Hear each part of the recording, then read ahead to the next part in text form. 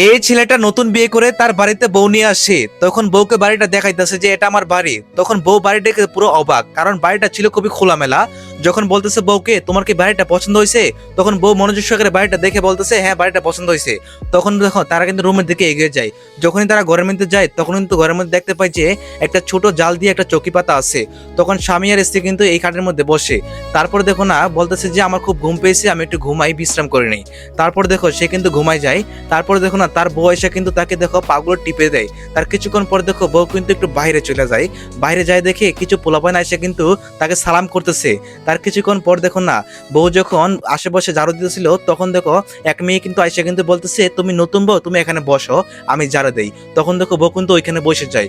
তারপর দেখো না নতুন জামাই কিন্তু ওইখানে আইসা পড়ে।